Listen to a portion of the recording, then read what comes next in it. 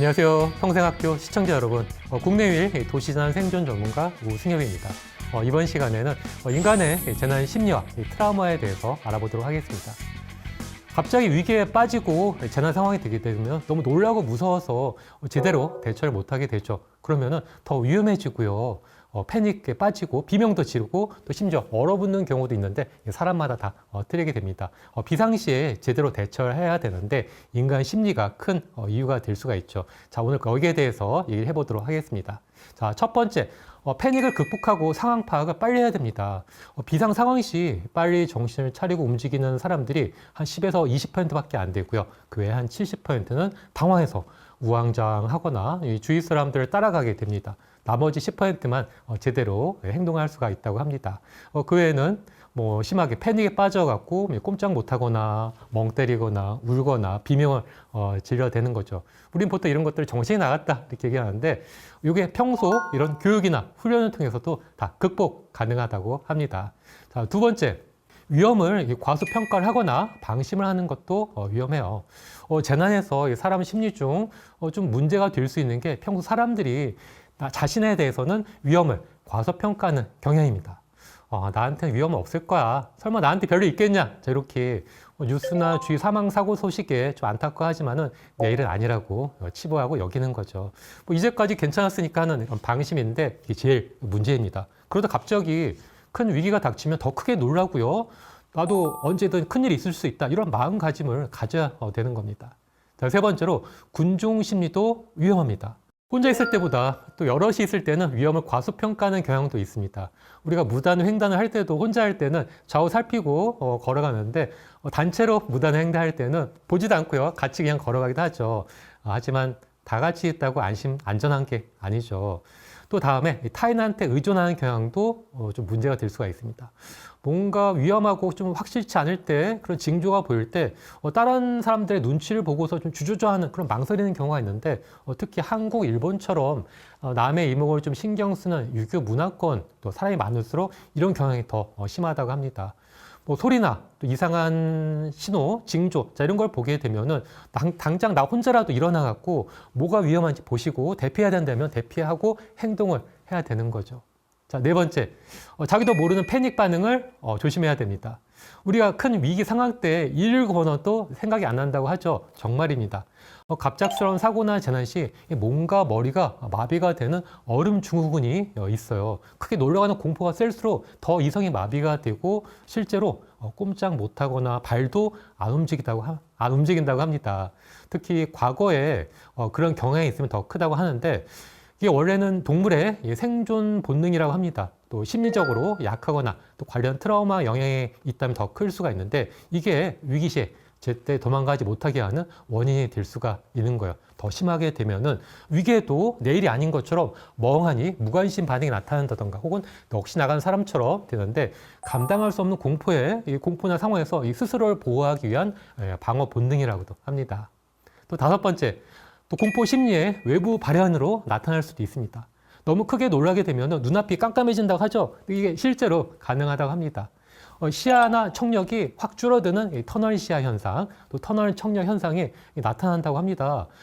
파이프로 앞을 보는 것처럼 모든 게 주변 안 보이고 코앞에만 동그랗게 보이게 되는데 이 때문에 코앞에 비상구나 탈출구가 있어도 못 보고요. 또 옆 사람이 말을 해도 안 들리는 현상이 나타날 수가 있는 거죠. 심하면 아예 다 눈앞이 깜깜해갖고 안 보이기도 한다고 합니다.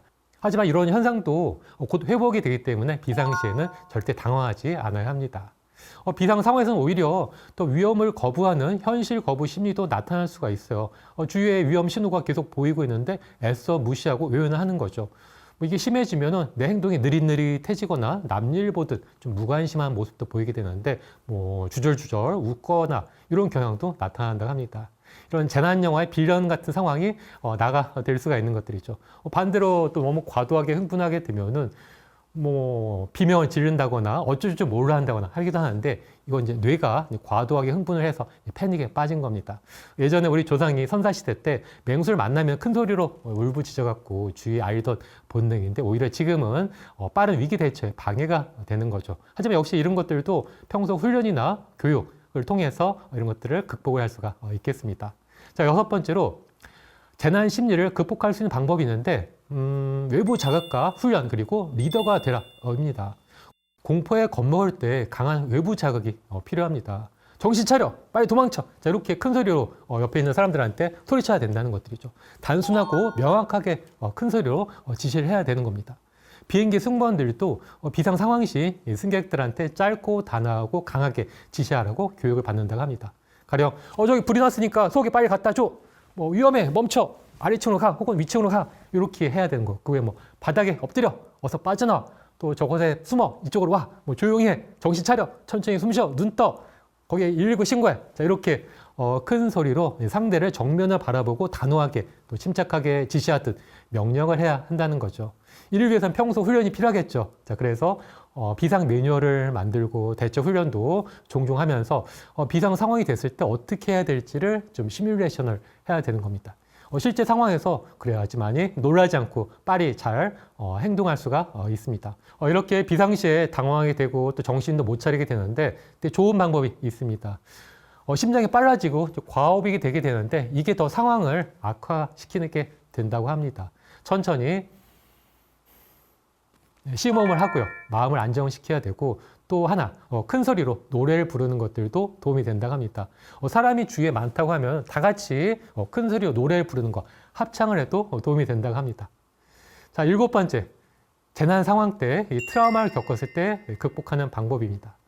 전쟁이나 자연재해, 사고를 당했을 때 내 생명의 위협을 받거나 공포를 겪게 되면은 정신적인 충격을 받게 됩니다. 이거를 트라우마 혹은 PTSD라고 하죠. 우리가 간과하기 쉬운 게 다친 사람 또 생존자의 몸을 치료하는 건 정말 중요하다고 생각하지만은 다친 마음을 빨리 치료하는 거는 좀 간과하는 경우도 있습니다. 하지만은 빨리 치료하지 않으면은 몸은 물론 일상까지도 파괴시킬 수가 있습니다.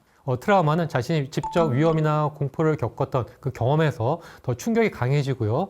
특히 그 사고가 인간의 어떤 실수나 잘못이 돼갖고 참사를 키웠다. 인적 재난인 경우에는 더 심하게 나타납니다. 거기다가 내 부모나 가족, 친구, 친한 이웃이나 누가 죽거나 다치면 더 트라우마가 심해지게 되죠. 하지만 유독 트라우마에 좀 약한 사람들이 있긴 있습니다. 세월호 참사 때 유독 여성분들이 더 마음 아파했었는데요. 이거를 겨울 효과라고 합니다. 공감력이 큰 여성분들이 이 피해자의 아픔과 고통을 더 크게 느끼고요. 특히 자식을 낳고 키우는 경험이 있는 엄마들이 더 그랬다고 합니다. 사람들은 전쟁이나 재난 후에 많게는 59%까지도 이 트라우마로 이 고통을 겪게 되는데 아이나 여자의 경우는 더 심해서 70%까지도 가능하다고 합니다.